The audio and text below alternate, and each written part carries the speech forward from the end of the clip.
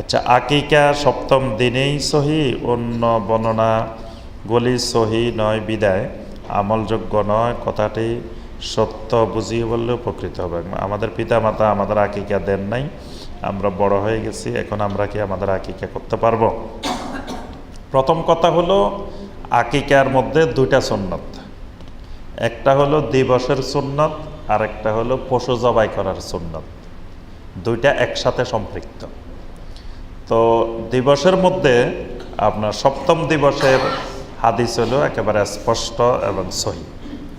নবী সাল্লাল্লাহু আলাইহি ওয়াসাল্লাম বারবার বলছেন যে আকিকা হবে সপ্তম দিবসে, এবং নবী সাল্লাল্লাহু আলাইহি ওয়াসাল্লাম হাসান রাদিয়াল্লাহু তাআলা আনহু, হোসাইন রাদিয়াল্লাহু তাআলা আনহু তাদের আকিকা করেছেন সপ্তম দিবসেই, নবী সাল্লাল্লাহু আলাইহি ওয়াসাল্লাম করছেন। তো এই জন্য সপ্তম দিবসে করাটাই হলো মানে একেবারে নির্ভেজাল, কোনো সন্দেহ নাই, এটা সুন্নাহ। এরপরে গেলে দুই একটি হাদিসে পাওয়া যায় 14 দিন 21 দিন, 14তম দিন 21তম দিন, তবে সেই হাদিসগুলোর মান নিয়ে অনেক কথাবার্তা আছে, মানে হাদিসগুলো একেবারে সহি না, সেগুলো আসার, মানে সাহাবায়ে কেরামদের থেকে তারা কেউ কেউ 7 দিনে করতে পারেন নাই, এজন্য 14তম দিনে করছেন, 21তম দিনে করছেন, এরকম কিছু বর্ণনা পাওয়া যায়। এই জন্য কেউ কেউ বলছেন যে কোনো ওজরের কারণে কেউ সপ্তম দিবসে করতে পারেন নাই, তাহলে তিনি 14তম দিবসে করবেন, 21তম দিবসে করবেন, এরপরে আর কোনো দিবস নেই। এই 2 দিবসে যদি করতে না পারে তাহলে আর কোনো দিবস নেই, তার পক্ষে আর দিবসের সুন্নত আদায় করা সম্ভব হবে না। এখন সে মৃত্যু পর্যন্ত যে কোনো সময় করতে পারে, তবে সেটা তার জন্য ওই পশু জবাইয়ের সুন্নত আদায় হবে, দিবসের সুন্নত আর আদায় হবে না। এজন্য মা বাবা করে নাই, ইচ্ছা করলে তিনি করতে পারেন, কিন্তু সেটা ওই পশু জবাইয়ের সুন্নত আদায় হবে। আরেকটা বিষয় হলো, এটা করা এত জরুরি বিষয় না, মানে আপনি বুড়া হয়ে গেছেন তাও আকিকা করতে হবে এরকম কোনো জরুরি বিষয় না। এটা হলো শিশুদের জন্য সুন্নাহ, শিশুদের জন্য নবী সাল্লাল্লাহু আলাইহি ওয়াসাল্লাম এটাকে সুন্নাহ করছেন, এটা সব মানুষের জন্য সুন্নাহ করেন নাই, এটা শিশুর জন্যই সুন্নাহ। মা বাবার উপরে দায়িত্ব, আমার নিজের উপরে নিজের আকিকার দায়িত্ব না, এটা দায়িত্ব মা বাবার উপর। মা বাবার সামর্থ্য থাকলে, তাও সামর্থ্য থাকলে, সামর্থ্য নেই তাও মা বাবার উপরে দায়িত্ব না, এজন্য এটা একটা সুন্নত।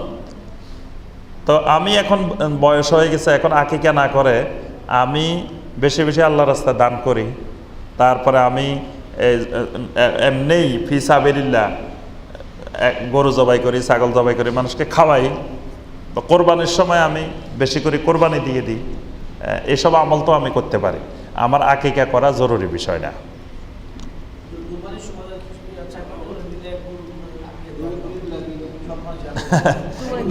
হ্যাঁ, ওইটা তো দেওয়া যাবে না।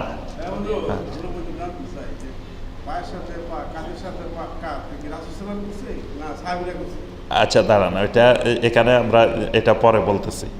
জি, তো এখানে যেটা ভাই বলছেন যে কি বলছিলেন না, জি হ্যাঁ, কোরবানির সাথে করা যাবে না। কোরবানি আলাদা ইবাদত, আকিকা আলাদা ইবাদত।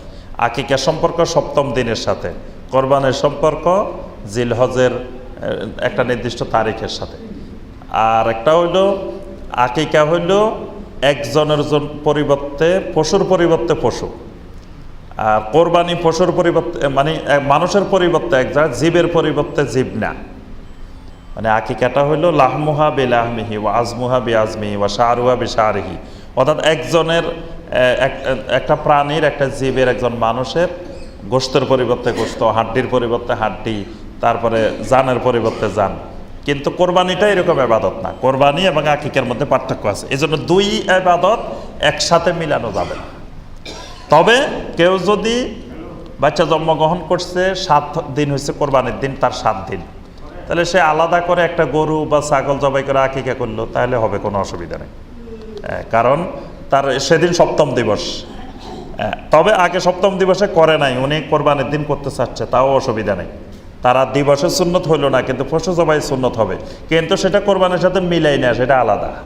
গরু করলে গরু একটাই, ছাগল হইলে 2টা, ছেলে হইলে 2টা, মেয়ে হইলে 1টা।